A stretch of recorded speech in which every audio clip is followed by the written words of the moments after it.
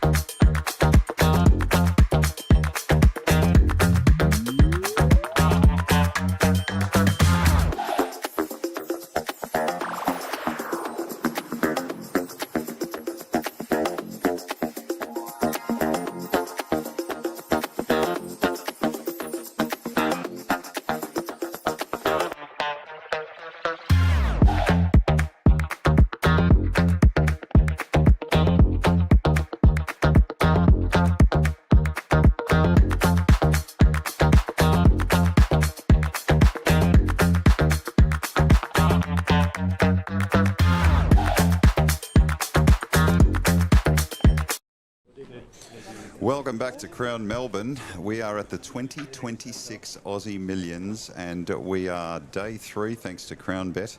My man Ben Blaschke, my name is Paul Curry. We are looking at a feature table here.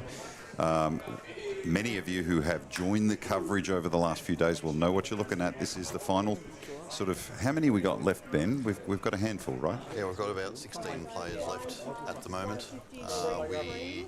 We started the day with 26 players left, so we're picking up coverage, having lost around about 10 of those players. Okay, so just a recap on where we're at. So we had 464 runners in the 5K event.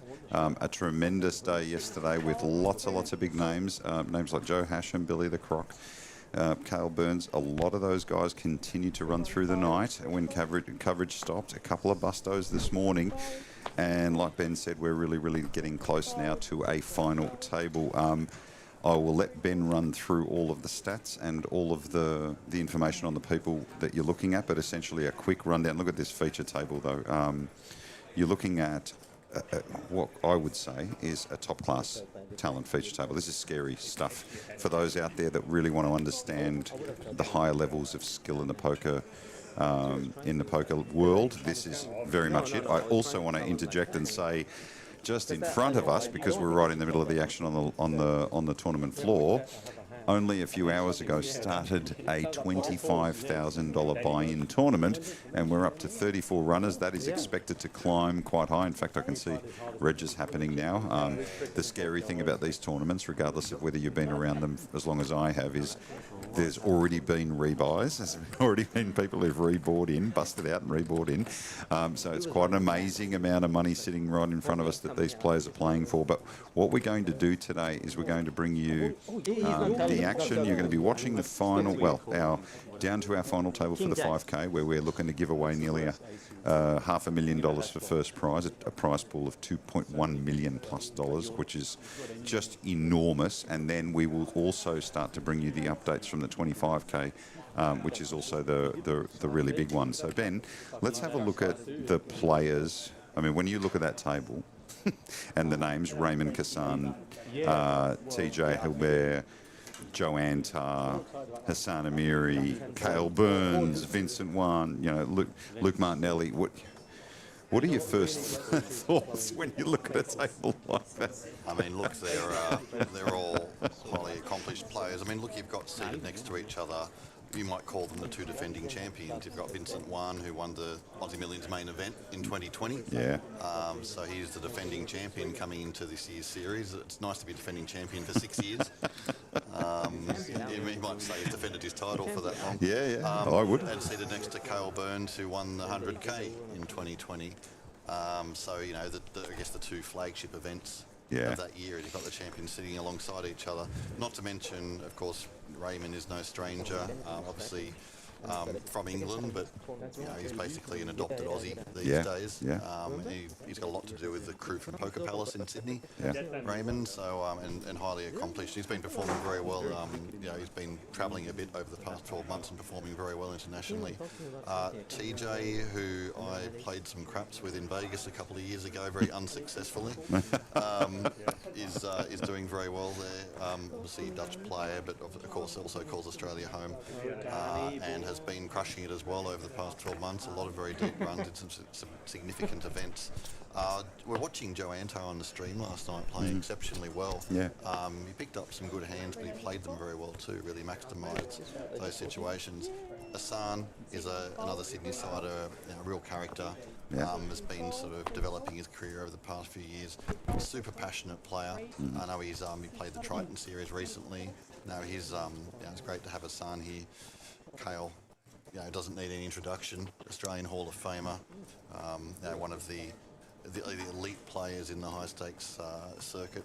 Enjoyed watching Kale yesterday, in particular him and Van Marcus really went back and forth. Unfortunately, Van busted late in day 2 yesterday, which was he had Ace King of Diamonds versus Kings, and he said to me he wasn't unhappy about his spot. He just didn't get his turn, and then we lost Billy the Croc, who was also on that table, on one of the scariest tables I've seen on a day 2, and he did really well to get as far as he did. He turned over King Jack versus Ace Queen and Ace Queen, and didn't quite get there even with a flush draw. So we like I said, just repeating myself, we've got basically 2 swim lanes of poker today. We've got the feature table. We're going to get down to a final table. So Joe Antar with the chip count on top at 17.7 million. Raymond Kassan bringing up the short stack at 2.3, but still just over 7.7 big blind, so reasonably healthy. We're going to see the action come down to one table. We've also got some, if you can see just in the background, that is the other table in the tournament. So the camera shot is beautifully set, Matt. Thank you very much. We can see both tables within that shot. So if there's any actions, we'll make sure we bring you updates from the tournament floor. But of course, we're going to also start to build that story around the 25K as that field starts to grow. It's already up to 35. We expect a massive prize pool there. But really the story here is which one of these players now, out of the 14 players left, is going to win that nearly $500,000 first prize. $482,405 for first, $290 and change for second, and $188,000 plus for third. The value is just tremendous, Ben, for a 5K buy-in. Amazing. It's not a bad payday at all, is it? Almost $500,000 for a 5K investment. Yeah. A few players came in this morning with hopes of winning that 482,000, but I've read through some of the early bust outs today. We've lost Clifford Lee. Sorry, we just got a bit of action. Yeah, that was a shame. We've lost Clifford Lee, Ronald Bean, Michael Egan, Joe Hasham, of course, Jackson Byrne, Corey Kempson, Spencer Davies, Crocky, Daniel Murphy, Linus Go, Gianting Kai, and Romain Morvan. So some pretty big names there that we lost early in today's play. Safe to say if they're listening, commiserations, guys, but I guess when we were talking to Van and Billy, it was also as much about the form going into the main, which starts tomorrow. That's the big thing, right? The main event starts tomorrow. That's where everybody's pointed at. But right now we're in this, and you can look at the flop here. We've got Luke Martinelli and Joe Antar in a hand. Joe Antar has two pair. I wouldn't say top 2 pair, but I would say 2 pair. Luke checks over to Joe. It's not a pretty flop at all for Luke's trays there. 10 seconds. They've got a 30-second clock for those at home who haven't seen that before. 30 seconds to act. They also have cards sitting just behind them. They can buy a little bit more time if they really need to. Some of the players were using that very cleverly yesterday and extending their time around the bubble. That's very normal. That was quite an exciting bubble yesterday. Joe Antar sits atop nearly 19 million. Vincent 1. Kale with just under 11 million. So really heating up. This is a great time to join the coverage, and especially when you've got so much money on the floor in the 25k. I don't know what the overs and unders are on how many players we expect to have finally registered for the 25k, but some people were talking around plus 70 or 80 players registering in the $25,000 challenge. Yeah, that's it's quite fascinating to watch. With some pretty elite players we can see sitting here, seated in the 25k in front of us. We will keep you updated. I'll just name a few that I can just spot from where I'm sitting. Please do. Sitting in front of us, I can see Joe Sandayev, Nick Williams. I see Corey Kempson. I see Alex Linsky. Yeah. I see Stephen Chu. I see Andy Lee. Matthew Wakeman. And then the far end of the room is a bit trickier to see, but I see Angel. I can see Angel off there in the distance. A little bit of obscured. Adam Carmen I can see seated there. I was talking to Adam before. He was 50-50 if he was going to play the 25k. Right. He said, can he justify it? Obviously, I guess we're going to find out. He decided to justify it. So, I can see Didier down there in the far end contemplating life, whether he's going to buy in or not. So, so certainly plenty of big names here in the 25k, and of course I think the idea for a lot of these guys will be to run deep in this event and probably play day 1C possibly of the main, right? Of the main. Yeah, looking where there's already there's a lot of talk about this main event. The Aussie Millions already climbing far, sort of surpassing expectations. The numbers that are being thrown around are plus 600 and 700 entries, which would be amazing considering this is the first time we've seen the Aussie Millions in 6 years, which is a story in itself. We've touched on that a lot over the last couple of days. Yeah, I mean, we spoke yesterday about the fact that the team here at Crown were initially talking, they'd be ecstatic with 450 in the main for the first year back, but I mean that's going to be absolutely smashed, that number. So I think they've done exceptionally well there, and anything with a 7 in front of it would be brilliant. And look at this, we have an all-in and a call. We're going to catch up with the footage. Wow. Well, King 4 of spades versus King 8 offsuit. We're just going to wait for the information to come through. The all-in player has King 8, so in a dominating position. It looks like Raymond Kassam and TJ Hilbert are at it. So there's a King, a 6 and a deuce. King 8 still good. Turn is a queen. And the river is a 5, so King 8 will take it down and double up. Yeah, Raymond was the short stack there with around 7.5 big blinds heading into that hand, so he doubles through and just buys himself a little bit more breathing space. So, as you can see, Raymond Kassam with now 3.7 million, TJ around about the same, which is quite intense, and I expect more action around that area of the table. They're not shy, are they? They really show no fear when it comes to making their decisions. They're very formulaic in some ways. Yeah, they know their spots. They know what they're supposed to do in certain situations, and they don't really let the emotion of these big moments guide them. They let the math guide them and what they know about the game, what they've learnt about the game. We have our partners from Poker News on the floor. Of course, we're from Poker Media Australia. We are right here to support the Aussie Millions all the way through. We think now that it's back in a big way, we expect huge things in the future for this brand. It's an iconic brand, it really is. I mean, some of the best structures in the world. So many of the players are so happy that it's back. There's a real feeling of nostalgia in the room. Some of the people that have been listening to our chat. And thank you, by the way, guys, for the interaction from our people at home who are chat heavy. They're really sharing lots of great feedback. And by the way, if you are at home and you are watching and you want some information on any of the players, that's what we're here for, right? We're right on the tournament floor. So just drop us a line in the chat. We'll get back to you with as much information as we can. We can't always get it on the spot, but we can work. We've got quite a big team here at Crown, thanks to Crown Bet. And we are here at your service. Back to the action. Carl Burns with pocket 3s. 6, 7, fold, 3 to call. Let's it go. Round Vincent with ace 5 of spades. Certainly an attractive hand for Vincent. Raise to 6. Just going to raise it up.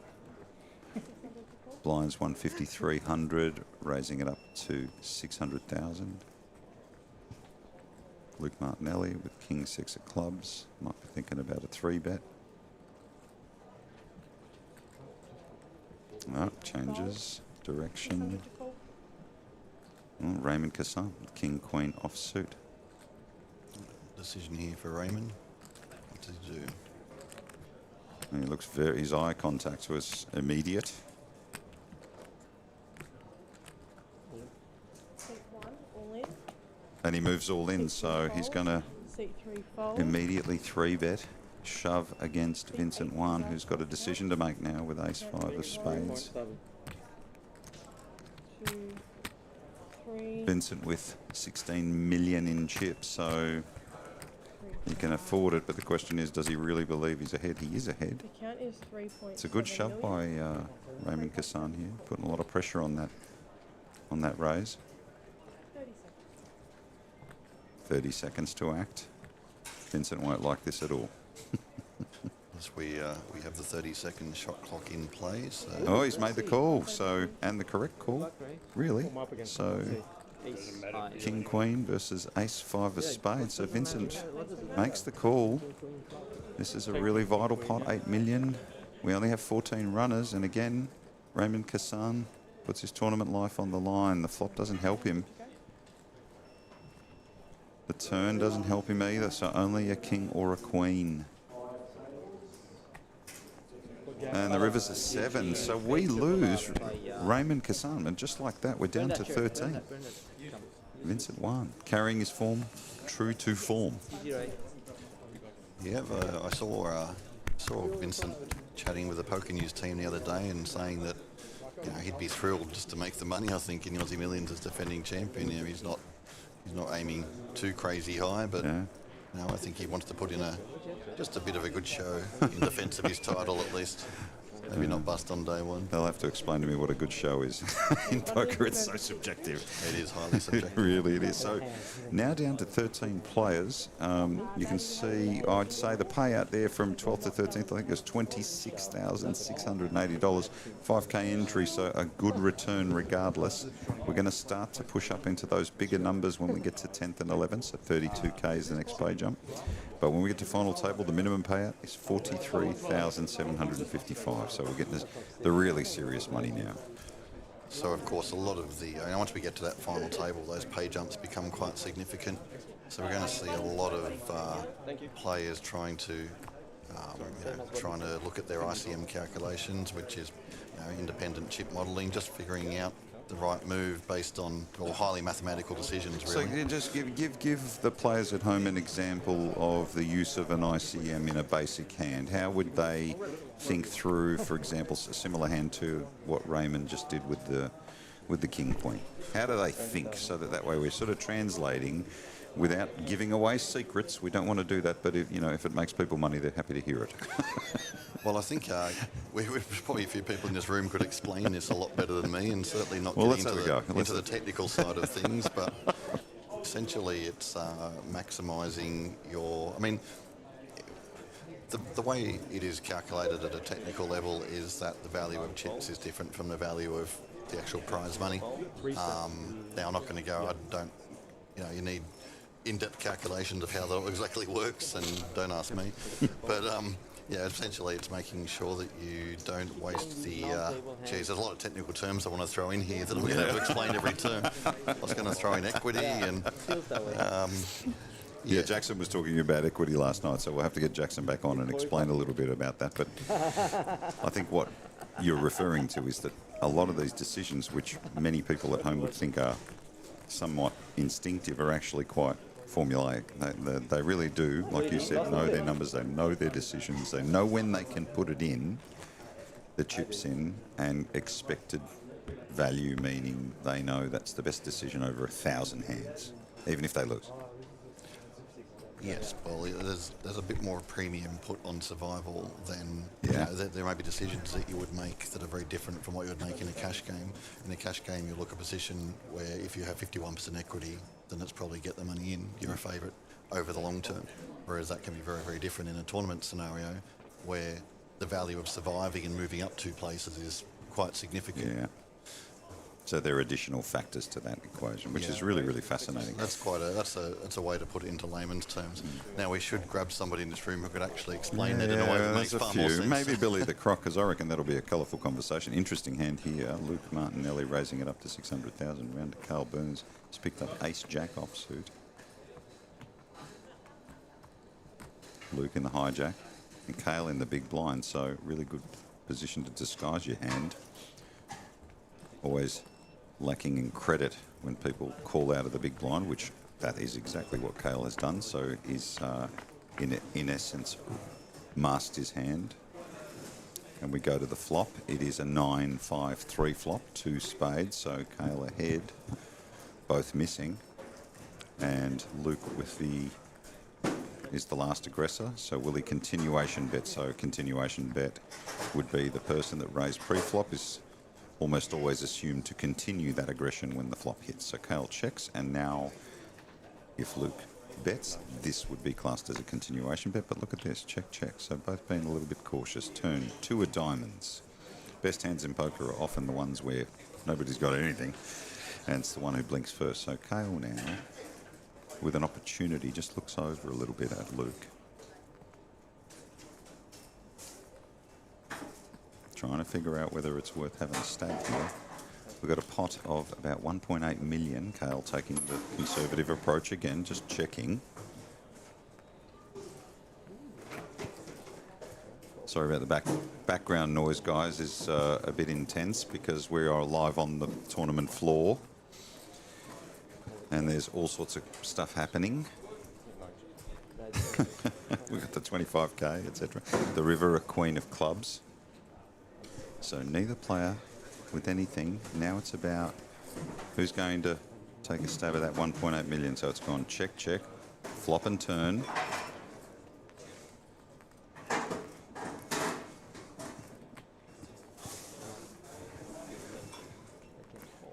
Goes check and check. So they're both going to turn over their hands, and strangely enough, Cale's going to take it down with an ace jack.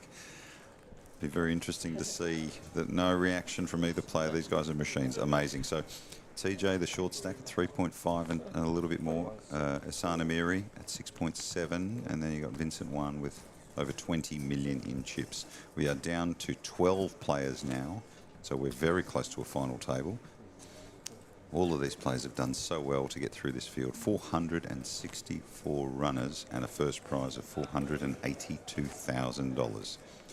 Just keep saying it like I am uber impressed. Crown must be thrilled. Yeah, it's and we've had some very big prize pools this series. We've had quite a few owed in $400,000 top prizes. $2.1 million prize pool in this event. It's pretty impressive for 5k buy-in. Yeah, really, really impressive.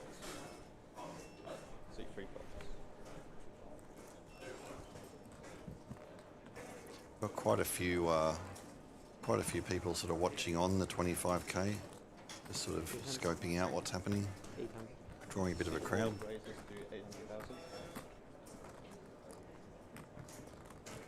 Oh, Asana Mary picking up pocket aces and raising it up to 800,000. Slightly heavier bet pre-flop. Vincent Wan with ace 4 of diamonds, and have a look at this. Is he thinking about it? I mean, these sort of ace 2 to ace 5 suited hands play very well. So he's called. Vincent's made the call. Could mean a little bit of trouble here. The flop. 9-3 deuced. Unless you just unbelievable. Wow. That's all we need to do. Flop for Vincent Wan. I mean, Asana Miri doesn't have a diamond in his hand, but talk about out-flopping your opponent when you're a big dog. And by that I mean a big underdog, please, ladies and gentlemen. Let's take a good look at this. So Vincent, of course, checks the nuts. Of course, also 5 of diamonds would give him a straight flush. Let's just add that for here. And it's going to come over to Asan. Let's see how Vincent plays this. Asan bets. I mean, Asan obviously not having a diamond would certainly be wary of that flop. It's only a small bet, 300,000. Look at this. Vincent calling the turn. 6 of spades. Now guessing Vincent will check here. Continue the charade. You don't become Aussie Millions champion without knowing how to flop the nuts every now and then. The pot, a little over 2.6 million. Could be 8, unless my eyes are deceiving me. Over to Hassan Amiri now. He's made a small bet on the flop. Maybe to ask whether he's got a diamond. Is he going to make a bigger one here? He is reaching for the bigger chips. Let's have a look. He might be putting him to the test. Of course, we know that Vincent is not going anywhere. He does bet. 1.8 million now. That is a much heftier bet. He's really asking Vincent the question. And of course, how does Vincent play it now? And Vincent has position. People in poker really do underestimate sometimes the power of position here. Vincent will act last. Look at this. Throws in a time card. Oh, we've got some beautiful theatre going on here, Ben. That's what it's all about, It's isn't it? all about theatre. Art of deception. Vincent is just thinking now about the best way to get all the money in. Makes the the call, yes, making it potentially trying to give the vibe that he's on the draw. The river, a queen of diamonds. Now, that's interesting because that'll probably slow Hassan down. That's a good card for Hassan, actually, Yeah. because he won't be so keen to put any more chips into the middle. That may save him a bit of money, actually. Yeah, it certainly would have. Vincent would have hoped for a black card, potentially extract another bet. He checks again. So he's hoping that Hassan will fire with a small diamond, but Hassan doesn't have a diamond. You see Danny McDonough in picture there, and you can hear him on the microphone. So for those at home wondering what's going on, there are 2 tournaments going on at the same time. Then we've got satellites, of course, and he's throwing a time card in. So Hassan Amiri hasn't said he is done with betting here. Very, very interesting. Yeah, he may just want to check this back, Hassan. Well, he's got, yeah. He may also think that if I check here, I'm most certainly going to lose the pot. I might try and bet and win something. Well, it's hard to get called by worse. Yeah. Well, the 1.8 million bet on the turn will decide that. And you're right, Ben. He just turns it over and he's going to look. Let's have a look at his. And he's a little bit of disgust there, but you know, in hindsight, he probably could have lost more chips. That was a big pot, though. I mean, we're talking about 6+ million in the middle. So Vincent won now with a commanding lead. Of course, Hassan Amiri slipping now to 3.8 with a look of disdain on his face, and TJ the short stack at the table. We're down to 12. Nearly at the final table of this huge event. 2.1 million in the prize pool. It's moving along pretty quickly. I mean, we were talking yesterday, Paul, about heading to the bubble. The play was so incredibly slow. Myself and Jackson Young did the last couple of levels last night. Went down from 49 to 26 players in that time, so play really sped up, and it's been plenty happening today. We've lost 14 players now since play started today. Some people asking in the chat, why do people still work and play with reflective sunglasses? You'd have to ask them, I think, but the general consensus is it's still just making sure that nobody can see what you're looking at. Carl Burns opening up with ace queen of diamonds, round to Vincent 1, the big stack at the table.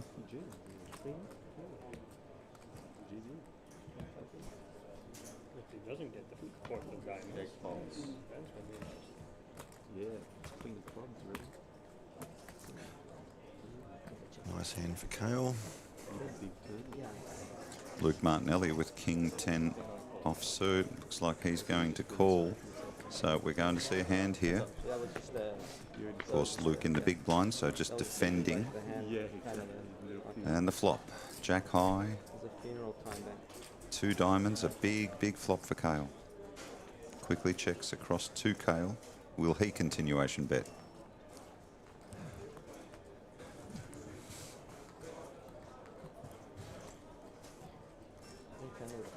Kale's got to like this spot.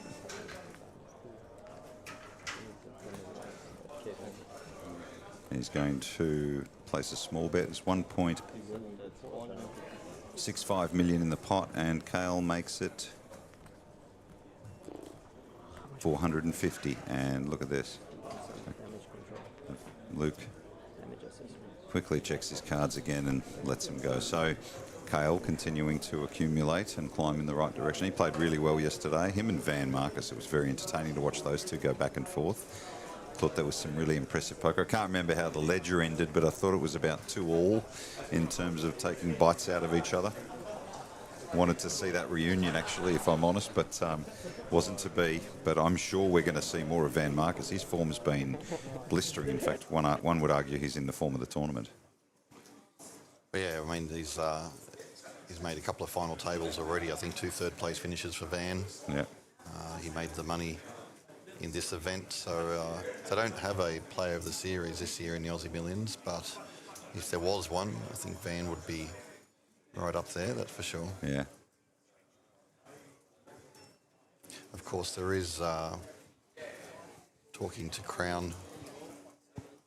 There are big plans for poker here in the long run here at Crown Melbourne. Certainly big champs coming up later in the year, and I know there'll be some announcements around that.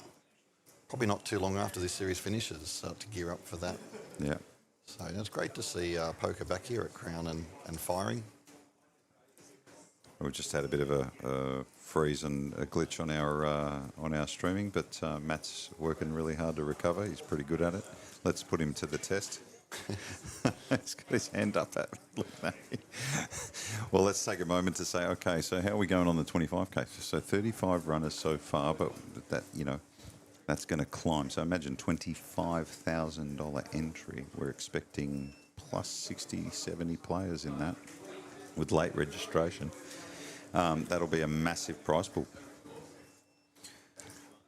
Yeah, I think we're going to see that number grow significantly Continue to as the climb, day goes right? on. Yeah. What's the biggest tournament you've ever played?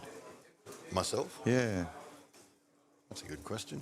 Come on, people at home are going to be wondering what are these two guys talking about. What do they know about poker? How many? What are the big tournaments? I've played the Aussie Millions twice. Yeah, I'd say APPT Manila Yeah, main yeah, event. Yeah.